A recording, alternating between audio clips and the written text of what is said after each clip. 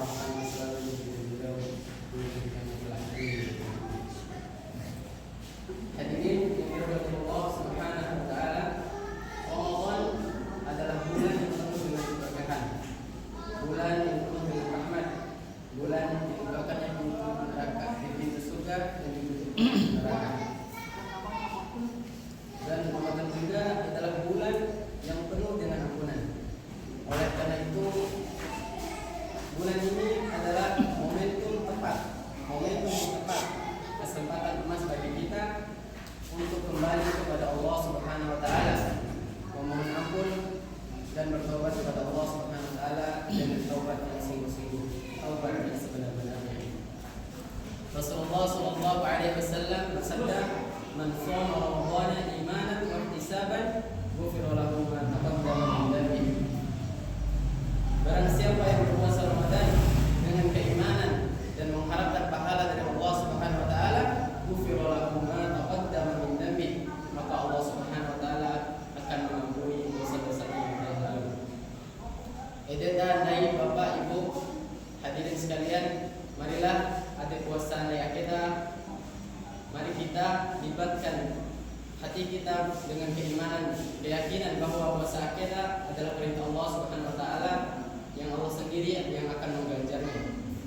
Kita memiliki keyakinan bahwa semoga puasa raya kita akan Allah Subhanahu wa taala hapus kesalahan-kesalahan dan dosa kita. Amin.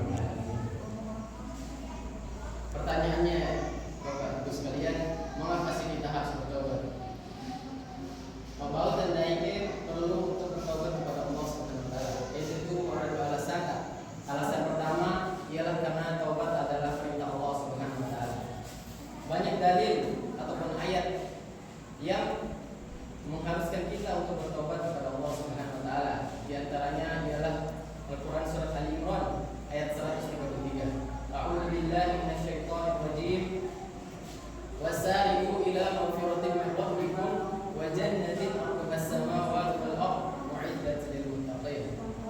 Bersegeralah kalian kepada pengampunan Allah Subhanahu wa taala dan kepada surga yang luasnya seluas langit dan bumi, u'iddat lil muttaqin, yang disiapkan bagi orang-orang yang bertakwa. Allah juga berfirman dalam Al-Qur'an surat An-Nur ayat 31. Wa tubu ilallahi jami'an ayyuhal mu'minun la'allakum tuflihun. Hendaklah kalian semua bertaubat kepada Allah Subhanahu wa taala, wahai orang-orang yang beriman, la'allakum tuflihun, agar kalian beruntung. Hadirin sekalian, dua ayat ini menunjukkan betapa taubat itu ketika kita bertobat akan mendapatkan keberuntungan. Di antaranya ialah surga yang luasnya seluas langit dan bumi. Kemudian akan mendapatkan pengampunan dan rahmat dari Allah Subhanahu wa taala. Kemudian alasan yang kedua, mengapa kita harus bertobat, yaitu karena setiap manusia pasti memiliki dosa. Dari manusia akhir ibarat terlepas dari dosa tak? Sebagaimana sabda Nabi Sallallahu Alaihi Wasallam yang diriwayatkan oleh At-Tirmidzi, kullu ibn Adam bani Adam khata' wa khalaqal khalina tawwabun. Setiap anak Adam pasti pernah melakukan kesalahan, dan sebaik-baik orang yang melakukan kesalahan adalah orang yang ingin bertobat. Hadirin sekalian, Allah juga menyuruh kita untuk bertobat dan taubatan nasuha seperti firman-Nya dalam surat At-Tahrim ayat 8. Ya ayyuhalladzina amanu tubu ilallahi taubatan nasuha.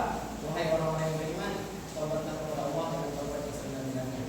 Jadi untuk taubatnya walau beberapa syarat tak, supaya Allah Subhanahu wa taala menerima taubat dari syarat yang pertama ialah menyesali perbuatan dosa tersebut.